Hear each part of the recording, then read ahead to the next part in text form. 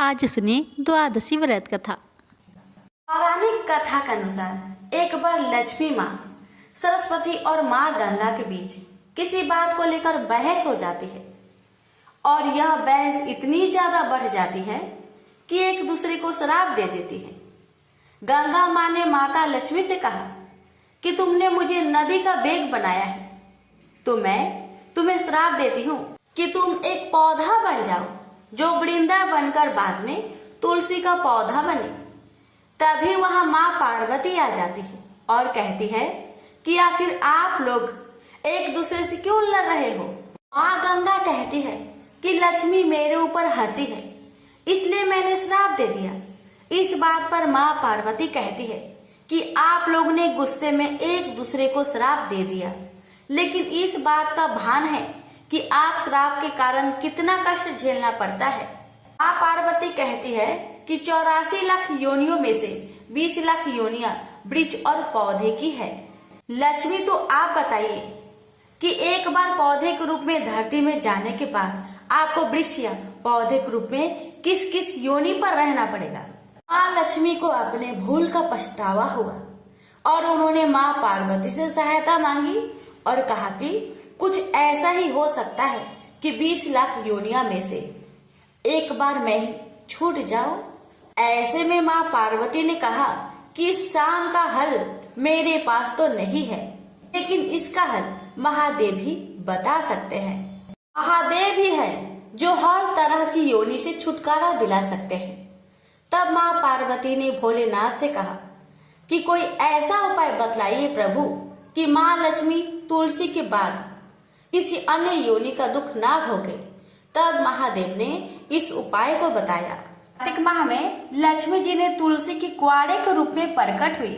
कहा जाता है कि द्वादशी तिथि के दिन तुलसी के पौधे में लगी मंजरी को तोड़कर सारे ग्राम को अर्पित कर दे। ऐसा करने से माँ लक्ष्मी का पौधे की योनि से मुक्त मिल जाती है और वह किसी अन्य पेड़ पौधे की योनि में नहीं जाती है और मोक्ष पा लेती है। इसके साथ ही ऐसा करने से व्यक्ति को माँ लक्ष्मी का सुख समृद्धि, धन संपदा, ऐश्वर्य का आशीर्वाद देती है। तुलसी मंजरी को भगवान कृष्ण को भी चढ़ाया जा सकता है। ऐसा करने से माँ लक्ष्मी के साथ कृष्ण भगवान प्रसन्न होते हैं।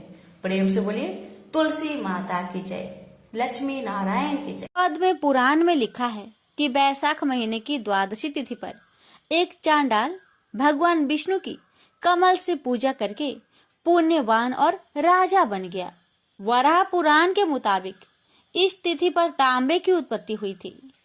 ये धातु भगवान विष्णु की तपस्या करने वाले असुर के मांस से बनी। इसका कथा है कि एक असुर ने सालों तक भगवान विष्णु की तपस्या कर वरदान मांगा कि मरने के बाद मेरे शरीर की भी पूजा हो।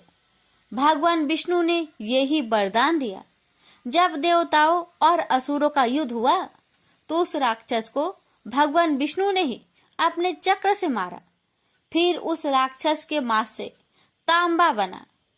वो राक्षस भगवान का भक्त था, इसलिए भगवान विष्णु को तांबा प्रिय है। आइए प्यारे भक्तगणों, श्रवण करते हैं अन्न धन के भंडार भरने वाली लक्ष्मी नारायण और तुलसी माता की पावन कथा।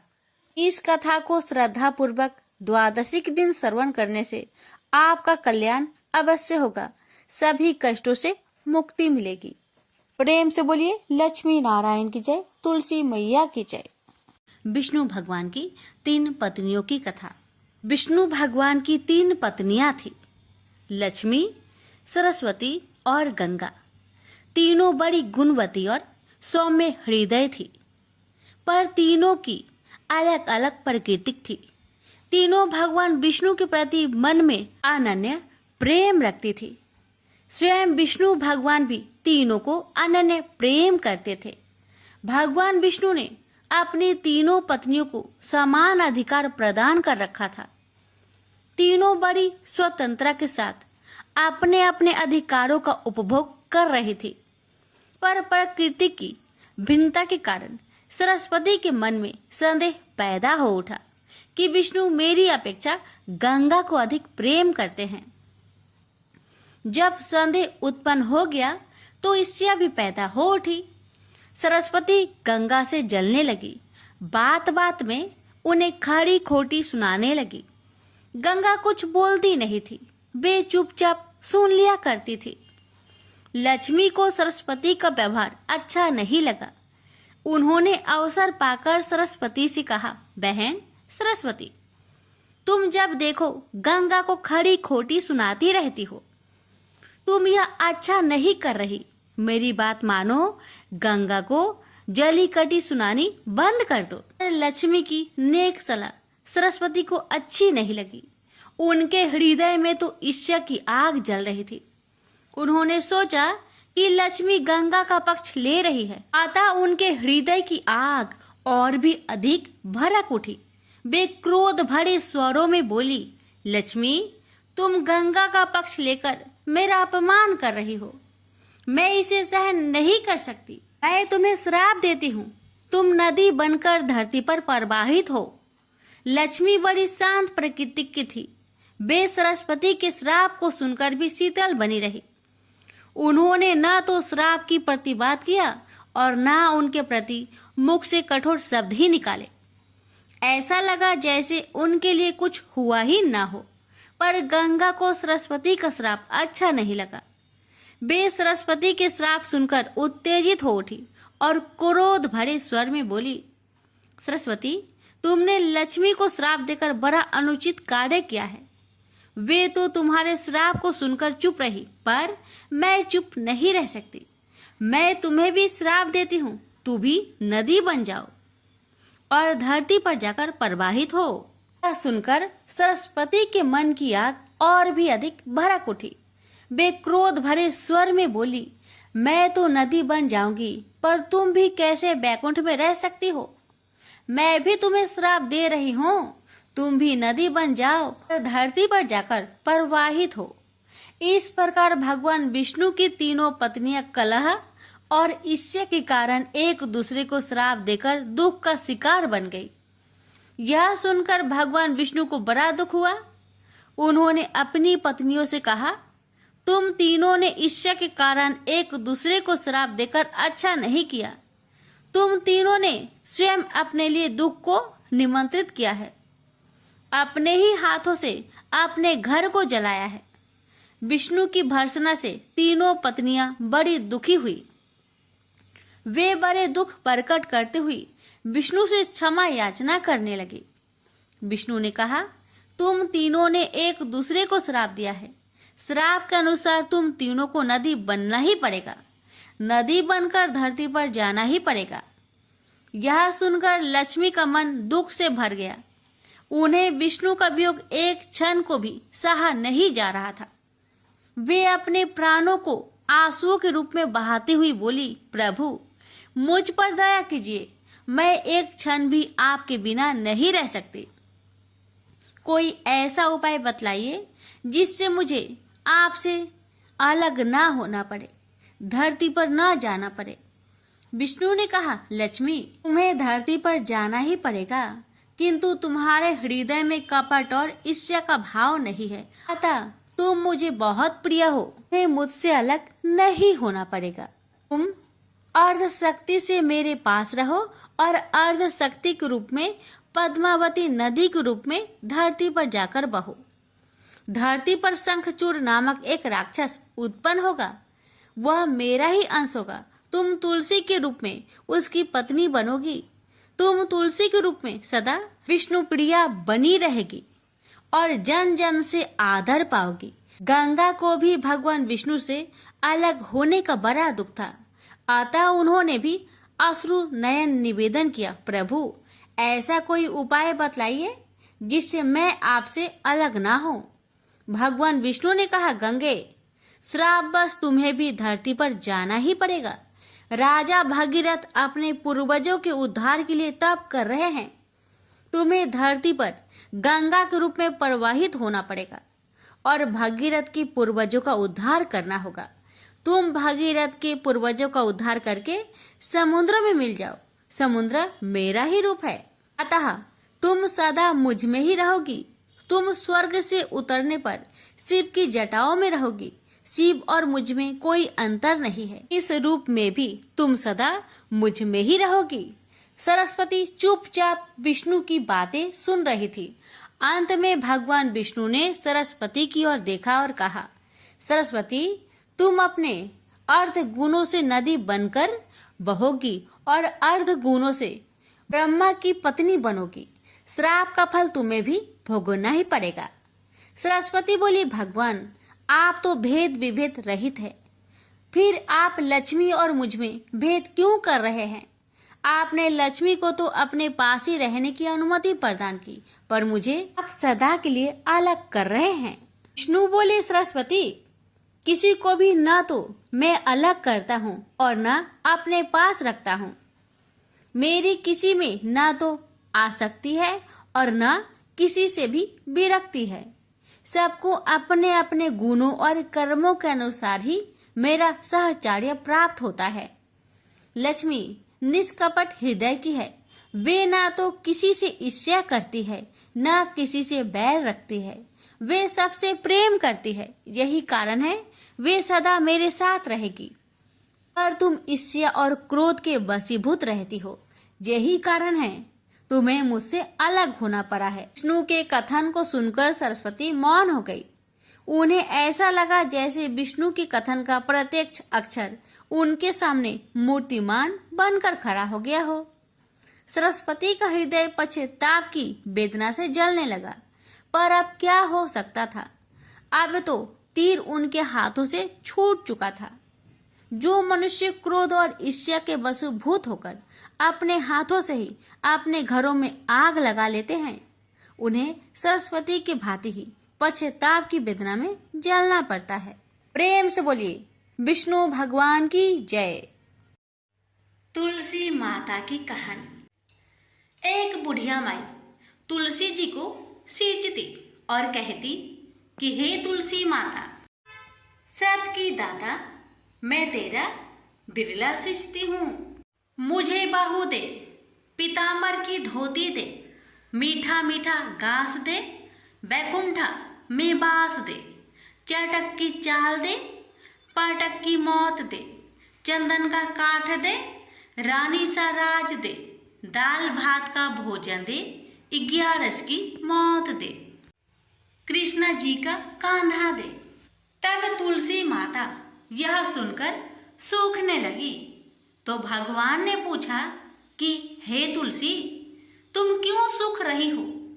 तुलसी माता ने कहा कि एक बुढ़िया रोज आती है और यही बात कह जाती है, मैं सब बात तो पूरा कर दूंगी, लेकिन कृष्ण का कंधा कहाँ से लाऊंगी? तो भगवान बोले, जब वो मरेगी तो मैं अपने आप ही कंधा देने आऊंगा। तू बुढ़िया माई से कह देना। जब बुढ़िया माई मर गई, सब लोग आ गए। जब माई को ले जाने लगे तो वह किसी से न उठी। तब भगवान एक 12 बरस के बालक का रूप धारण करके आए। बालक ने कहा, मैं कान में एक बात कहूंगा तो बुढ़िया माई उठ जाएगी। बालक ने कान में कहा, बुढ़िया माई मन की निकाल ले, पीतांबर की धोती ले, मीठा मीठा ग्रास ले, बैकुंठा में बास ले, चटक की चाल ले, पाटक की मौत ले, कृष्ण जी का कांधा ले। यह सुनकर बुढ़िया माई हल्की हो गई। भगवान ने कंधा दिया और बुढ़िया माई को मुक्ति मिल गई। हे तुलसी माता, जैसे बुढ़िया माई को मुक्ति दी वैसे सबको देना। प्रेम से बोलिए तुलसी महारानी की जय। ब्रह्मा जी के मानस पुत्र धर्म का विवाह दक्ष की कन्या मूर्ति से हुआ था। इन्हीं मूर्ति की कोख से नर और नारायण का जन्म हुआ। बड़े होने पर नर और नारायण बद्रिका आश्रम चले गए और ईश्वर की कठिन तपस्या करने लगे। उनकी कठिन तपस्या से इंद्र घबरा गए। वे सोचने लगे, अगर ये नर और नारायण इस तरह कठिन तप करते रहे तो एक दिन इंद्रासन पाने का अधिकारी हो जाएंगे। मुझे इनकी तपस्या भंग करनी चाहिए। यह सोचकर इंद्र ने कामदेव को आदेश दिया, कामदेव, तुम अप्सराओं को लेकर बद्रिका आश्रम जाकर नर नारायण की तपस्या भंग कर दो। इंद्र की आज्ञा पाकर कामदेव अप्सराओं को साथ लेकर बद्रिका आश्रम पहुंचा और नर नारायण की तपस्या भंग करने की कोशिश करने लगा। लेकिन नर और नारायण पर कामदेव की माया का कोई प्रभाव नहीं पड़ा। निराश होकर कामदेव अप्सराओं सहित वापस इंद्र के वहां पहुंचा और बोला, देवराज, मैं अपनी कोशिश में असफल रहा। वो दोनों ऋषि भगवान भजन में इतने तल्लीन हैं कि उन पर हमारी किसी कोशिश का भी रत्ती भर भी असर नहीं हुआ। इंद्र बोले, कोई बात नहीं, मैं किसी अन्य तरीके से उन्हें साधना से विचलित करने की कोशिश करूंगा। इंद्र ने अनेक कोशिशें की, किंतु अपनी हर कोशिश में नाकामयाब रहा। पर इस बीच एक ऐसा संयोग बन गया कि इंद्र को अपनी मनचाही मुराद पूरी होते दिखाई देने लगी। एक दिन महर्षि च्यवन नकुलेश्वर तीर्थ में नर्मदा में स्नान करने पधारे। अभी उन्होंने जल पर पैर रखा ही था कि तभी एक सांप ने उनका पैर थाम लिया। महर्षि ने पैर छुड़ाने की बहुत कोशिश की, लेकिन पैर छोड़ने के बजाय सांप ने अपनी जकड़ में और तेज कर दी। वे दर्द से कराह उठे। आह, मेरा पूरा जिस्म सुन्न हो गया। अरे छोड़ दुष्ट, नहीं छोड़ता, जा, मैं तुझे श्राप देता हूँ कि इसी क्षण से तू विषहीन हो जाएगा। ऋषि के श्राप से सांप विषहीन हो गया। ऋषि भी बेहोश हो गए, लेकिन उसने ऋषि को नहीं छोड़ा। वह च्यवन को पाताल लोक ले गया। पाताल में पहुंचकर जब ऋषि को होश आया, उन्होंने चौंक कर चारों तरफ देखा। कुछ देर का ही समय बीता था कि कई दैत्य ऋषि के सम्मुख पहुंचे और उन्हें सादर प्रणाम कर दैत्यराज प्रहलाद के पास ले गए। दैत्यराज ने च्यवन ने ऋषि की बहुत आव भगत की और ऊंचे सिंहासन पर बैठाकर उनका आशीर्वाद लेते हुए कहा, मुनिवर, मेरा अहो भाग्य कि आपने दैत्य की इस नगरी में पधारकर हमें कृतार्थ किया। मेरे योग्य कोई सेवा हो तो बताइए। महर्षि च्यवन बोले, मैं यहाँ अपनी इच्छा से नहीं आया दैत्यराज, मुझे यहाँ पर एक भयंकर सांप ने खींच लाया है। प्रहलाद बोला, किसी भी बहाने से सही आप पाताल लोक पधारे तो सही, यही हमारे लिए बहुत गर्व की बात है। अब मैं आपको जल्दी वापस पृथ्वी पर न जाने दूंगा। प्रहलाद ने महर्षि की इतना सेवा शुश्रूषा की कि च्यवन ने खुश हो गए। एक दिन जब प्रहलाद च्यवन ऋषि की पैर दबा रहा था तो मुदित स्वर में ऋषि ने कहा, दैत्यराज, मैं तुम्हारी सेवा से बहुत प्रसन्न हूँ। तुम जो भी प्रश्न पूछना चाहते हो पूछ सकते हो। प्रहलाद बोला, महर्षि, बहुत दिनों से मैं तीर्थाटन के लिए जाने की सोच रहा हूँ, किंतु निर्णय नहीं ले पा रहा हूँ कि किस तीर्थ के दर्शन करने जाऊं। महर्षि बोले, पृथ्वी पर नैमिषारण्य, आकाश पर पुष्कर और पाताल में चक्र तीर्थ है। तुम इनमें से जहां भी चाहो जा सकते हो। प्रहलाद बोला, चक्र तीर्थ तो मैं हो आया हूँ, पुष्कर फिर कभी जाऊंगा। सबसे पहले मैं पृथ्वी पर नैमिषारण्य जाना चाहता हूँ। महर्षि बोले, यदि ऐसी ही तुम्हारी इच्छा है तो बेशक पहले वो ही हो आओ, मेरा आशीर्वाद तुम्हारे साथ है। प्रहलाद अपने दैत्य साथियों के साथ नैमिषारण्य पहुंचा। एक जगह पहुंचकर एक पेड़ की ओर इशारा करके सेनापति ने कहा, महाराज, जरा उस पेड़ को तो देखिए, उसकी हर शाखा और तने पर तीर ही तीर घुसे हुए हैं। पेड़ के पास पहुंचकर प्रहलाद ने कहा, किसी पक्के धनुषधारी ने इस पर अभ्यास किया लगता है। हर तीर के नीचे एक बिंधा हुआ नाग। यह तो सरासर हमारी बेइज्जती है। नाग हमारे मित्र हैं, इसलिए जिसने भी इस नागों को इतनी बेदर्दी से मारा है वह हमारा दुश्मन है। तभी पेड़ के झुरमुट से उन्हें दो तपस्वी निकलते दिखाई दिए, जिनके कंधों पर धनुष बाण थे और जिन्होंने गले में सूत की मालाएं पहनी हुई थी। उनके पास जाकर प्रहलाद ने पूछा, तुम दोनों कौन हैं और इस घनघोर जंगल में क्या कर रहे हो? उन व्यक्तियों ने उत्तर दिया, मैं नर हूँ और ये नारायण हैं। हम इस जंगल में तपस्या करते हैं और शस्त्र अभ्यास भी। प्रहलाद बोला, उस पेड़ पर जो बाने से बिधे हुए नाग है, क्या उन पर भी तुम दोनों ने ही अभ्यास किया है? नारायण बोले, हाँ, परंतु तुम कौन हो और यह प्रश्न किस लिए कर रहे हो? प्रहलाद ने उत्तर दिया, मैं दैत्यराज प्रहलाद हूँ। नागों की हत्या करके तुम दोनों में बड़ा ही अपराध किया है। तुम दोनों को इसका दंड भुगतना पड़ेगा। प्रहलाद की बात सुनकर दोनों तपस्वियों के चेहरे तन गए। वे बोले, कौन देगा हमें दंड? हमें दंड देने वाला भी विश्व में पैदा नहीं हुआ है। अपना रास्ता नापो दैत्याधापति। नर नारायण की बातें सुनकर दैत्यराज प्रहलाद गुस्से से बोला, तुम दोनों तपस्वियों की इतनी मजाल कि दैत्यराज के सम्मान को ठेस पहुंचाओ। ठहरो, मैं तुम्हें अभी दंड देता हूँ। यह कहकर दैत्यराज प्रहलाद ने अपने धनुष पर तीर चढ़ाकर नर की ओर चला दिया, लेकिन नारायण ने उसके तीर को इतनी तेजी के साथ रास्ते में ही काट फेंका कि प्रहलाद भौंकचक्का रह गया। फिर तो दैत्यराज प्रहलाद और नर नारायण के बीच घनघोर युद्ध छिड़ गया। दैत्य सेनापति के संकेत पर एक बड़ी सेना ने नर नारायण को चारों ओर से घेर लिया। नर नारायण अपने तीरों से दैत्यों पर इतनी विकट बाण वर्षा की, दैत्य घबरा गए। दोनों ओर से अग्नि बाण छूटने लगे, पहाड़ टूट टूट कर गिरने लगे, नदियों का जल उछलने लगा, धरती रह रहकर कांप उठी। तभी नर नारायण का एक बाण प्रहलाद को जा लगा और प्रहलाद संज्ञा शून्य हो गया। सेनापति उसे उठाकर युद्ध भूमि से बाहर ले गया और नर नारायण भी अपनी दिनचर्या में लग गए। होश आने पर प्रहलाद को अपनी स्थिति का पता लगा तो उसे बहुत दुख हुआ। उसने सोचा, इतना बड़ा धनुर्धारी होते हुए भी मैं उन दो तपस्वियों से कैसे मात खा गया। भगवान विष्णु के पास चलूं और उन्हीं से इस रहस्य का पता चलेगा।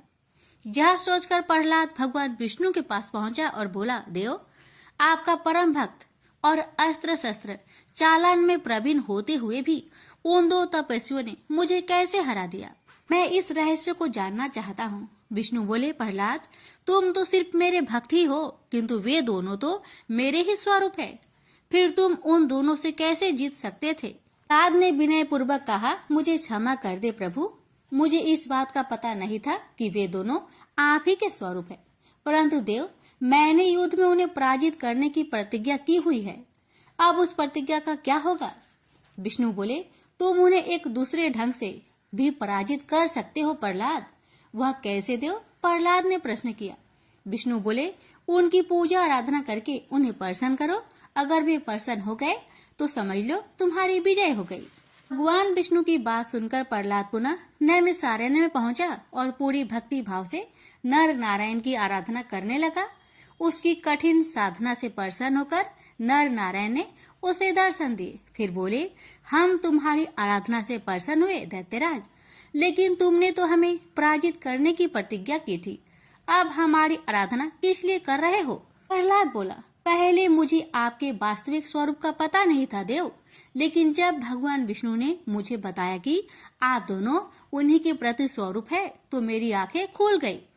मुझे क्षमा कर दीजिए। नर नारायण बोले, हमने तुम्हें क्षमा कर दिया और अब पराजित पुरुष के रूप में हम तुम्हें आशीर्वाद देते हैं कि तुम अक्षय, अविनाशी और अजर अमर रहोगे। इस पृथ्वी पर जब तक एक भी विष्णु भक्त मौजूद रहेगा, उसके भक्त के रूप में तुम्हें हमेशा याद करता रहेगा। प्रहलाद को आशीर्वाद देकर नर नारायण अदृश्य हो गए और प्रहलाद वापस पाताल पहुंचा और दूसरे ही दिन हिरण्याक्ष के पुत्र अंधक को दैत्य का राजपाट सौंपकर वन गमन कर गया। अपना शेष जीवन अपने हरि भजन में व्यतीत किया और हरि कृपा से अंत में बैकुंठ धाम को गया। नर नारायण की वास्तविक स्वरूप का ज्ञान होते ही इंद्र को अपनी भूल का आभास हो गया और उन्होंने फिर नर नारायण की तपस्या में कोई विघ्न डालने की कुचेष्टा नहीं की। प्रेम से बोलिए विष्णु भगवान की जय। एक कसाई भगवान शालिग्राम के भक्त था। उसका नाम सधना था। सधना बहुत ही ईमानदार व भोला था। वह हमेशा भगवान का नाम लेता रहता था और उनकी कीर्तन करता रहता था। यहाँ तक कि वो जब मांस काटता या बेचता तब भी भगवान के नाम का गुणगान करता रहता था। ऐसे ही एक दिन कसाई सधना भगवान का नाम लेते हुए अपनी मस्ती में कहीं जा रहा था। तभी अचानक से उसे अपने पैरों में पत्थर का स्पर्श महसूस हुआ। जब उसने नीचे देखा तो वह एक काला पत्थर था। सधना कसाई ने वह पत्थर को यह सोच उठा लिया कि वह उसे अपने दुकान ले जाकर उससे मांस का वजन करेगा।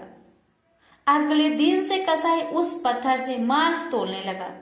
जो भी आता वह उसी पत्थर से मांस तोल कर देता था। यह कोई मामूली पत्थर नहीं था। इसकी एक खास यह बात थी कि वह जितना भी वजन करना चाहता है वह काला पत्थर भी उतने ही वजन का हो जाता है। समय के साथ साथ उस काले पत्थर की लोकप्रियता धीरे धीरे पूरे गांव में फैलने लगी। जब भी सधना को मांस तोलना होता है वह पत्थर उतने ही वजन का हो जाता है। अगर सधना को 1 किलो मांस तोलना होता तो वह पत्थर 1 किलो का हो जाता, और यदि उसे आधा किलो तोलना होता तो आधा किलो का हो जाता था। इस असाधारण पत्थर को देखने के लिए दूर दूर से लोग आने लगे और सधना के दुकान पर भीड़ बढ़ने लगी। भीड़ बढ़ने की वजह से कसाई सधना की मांस की बिक्री भी बढ़ गई थी। फिर एक दिन धीरे धीरे ये बात एक ज्ञानी ब्राह्मण के पास पहुंची, लेकिन ब्राह्मण ऐसे जगह पर जाना तो नहीं चाहता था जहां पर मांस की बिक्री होती हो। लेकिन उस चमत्कारी और असाधारण पत्थर को देखने की जिज्ञासा ने उसको वहां तक लेकर चली गई। वहां पर पहुंचकर ब्राह्मण दूर से ही सधना कसाई को उस पत्थर से मांस तोलते हुए देख रहा था, और उसने देखा कि किस प्रकार से वह पत्थर आवश्यकता के अनुसार अपना वजन परिवर्तन कर लेता था। यह देखकर ब्राह्मण एकदम आश्चर्यचकित हुआ। यह देख ब्राह्मण सधना कसाई के पास गया तो सधना ब्राह्मण को देखकर बहुत आश्चर्यचकित हुआ, और साथ ही साथ सधना बहुत प्रसन्न भी हुआ। फिर सधना ने ब्राह्मण का नम्र भाव से स्वागत किया और ब्राह्मण को बैठने के लिए कहा। फिर सधना ने उस ब्राह्मण से उसके दुकान पर आने का कारण पूछा तो ब्राह्मण ने बताया कि वह उस काले पत्थर को देखने आया है। ब्राह्मण ने बताया कि वह कोई मामूली पत्थर नहीं है, वह भगवान शालिग्राम जी है। ब्राह्मण क्रोधित होकर कहते हैं कि भगवान शालिग्राम जी को मांस के साथ रखना बहुत बड़ा पाप है। सधना बहुत ही सरल और भोले स्वभाव का इंसान था, और यह सुनकर उसको लगा कि वो अनजाने में बहुत बड़ी गलती कर रहा था। सधना ने ब्राह्मण से क्षमा मांगते हुए कहा कि वह तो ब्राह्मण है, वह शालिग्राम जी को अपने साथ घर लेकर जाए और उनकी पूजा अर्चना करे। यह कहकर सधना ने उस पत्थर को उस ज्ञानी ब्राह्मण को दे दिया। वह ब्राह्मण शालिग्राम जी को बड़े आदर सम्मान से अपने घर ले आए और वहां पर भगवान शालिग्राम जी को स्नान कराया और बड़ी भक्ति भाव से उनकी पूजा पाठ शुरू कर दिया। ऐसे ही कुछ दिन बीत गए। एक दिन रात को ब्राह्मण के स्वप्न में भगवान शालिग्राम जी आए और उन्होंने ब्राह्मण से कहा कि वह उसके सेवा भाव से बहुत प्रसन्न हुए हैं, लेकिन तुम मुझे उस कसाई सधना के पास वापस छोड़ आओ। भगवान शालिग्राम कहते हैं कि सधना हमेशा मेरा नाम गुणगान करता रहता है, तो मुझे बहुत अच्छा लगता है, और ऐसे भक्त के लिए मैं कहीं भी रहने को तैयार हूँ। आज सधना कसाई की भक्ति भाव से प्रसन्न होकर साक्षात भगवान शालिग्राम ने सधना के संग रहने की इच्छा व्यक्त करी।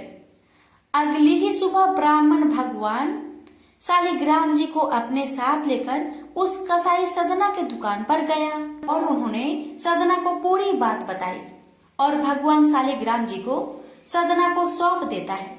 यह सुनकर सधना बहुत प्रसन्न होता है और मन ही मन वह वचन लेता है कि वह अब से मांस नहीं बेचेगा और वह अपना अधिक से अधिक समय भगवान के नाम लेने और कीर्तन करने में गुजारेगा।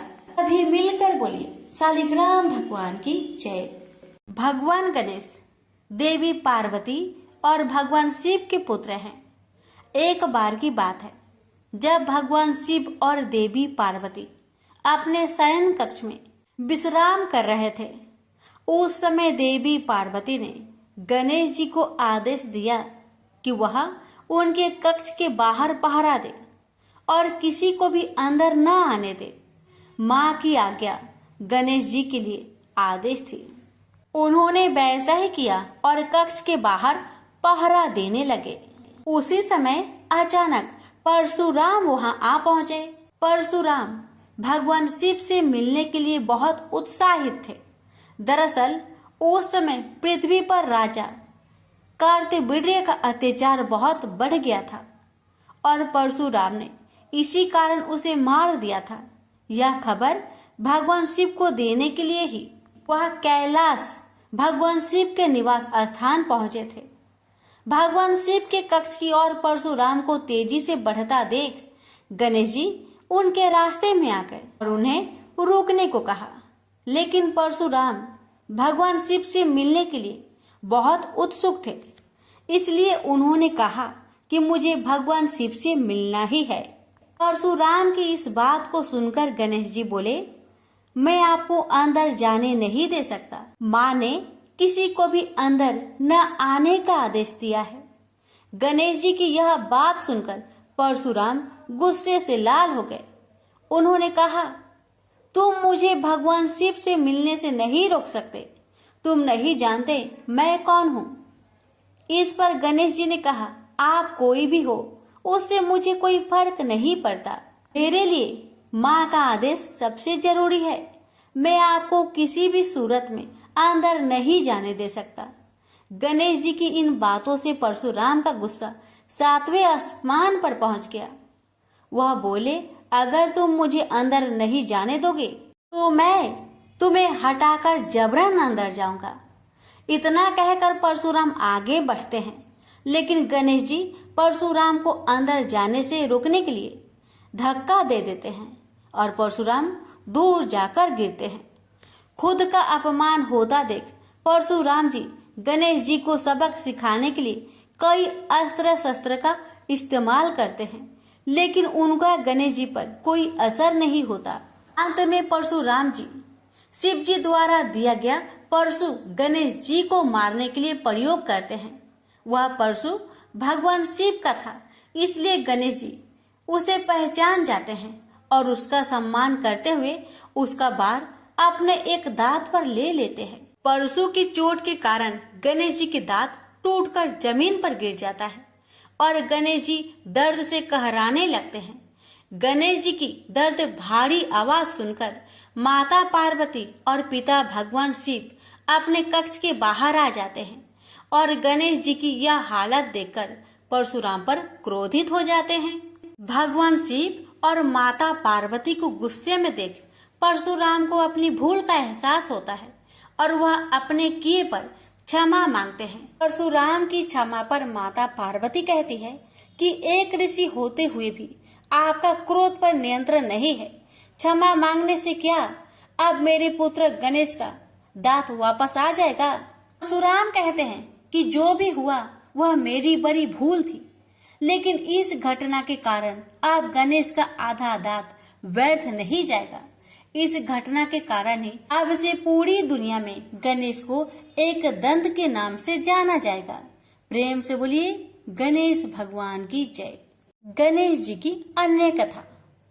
प्राचीन काल में हर जगह राक्षसों का आतंक फैला हुआ था।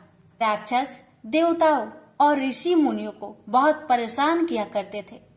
ऐसा ही एक राक्षस था अनलासुर। अनलासुर ने हर जगह हाहाकार मचा रखा था। सभी देवतागण उससे बहुत डरते थे।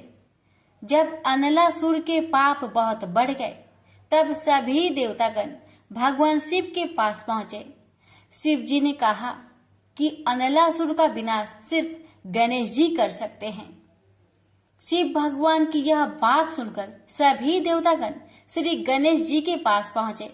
गणेश जी के सामने सभी हाथ जोड़कर खड़े हो गए और बोले, हे प्रभु, हमें इस निर्दयी राक्षस से बचा लो। देवताओं की ऐसी दैन्य स्थिति को देखकर श्री गणेश उनकी मदद के लिए तैयार हो गए। इस घटना के बाद अनलासुर और श्री गणेश के बीच भयानक युद्ध होता है। क्रोध में आकर श्री गणेश अनलासुर को निगल जाते हैं। अनलासुर का अंत हो जाता है, लेकिन गणेश जी के पेट में बहुत जलन होने लगती है। इस जलन को ठीक करने के लिए सभी देवता और ऋषि मुनि उपचार खोजने में लग जाते हैं, लेकिन किसी भी उपचार से गणेश जी के पेट की जलन कम नहीं होती। तब कश्यप ऋषि ध्रुवा की 21 गांठ खाने के लिए गणेश जी को देते हैं। गणेश जी को ध्रुवा के सेवन से आराम मिलता है और उनके पेट की जलन शांत हो जाती है। इससे खुश होकर गणेश जी कहते हैं कि आज के बाद जो कोई भी मुझे ध्रुवा चढ़ाएगा, मैं उसकी सारी मनोकामनाएं पूरी करूंगा। प्रेम से बोलिए गणेश भगवान की जय।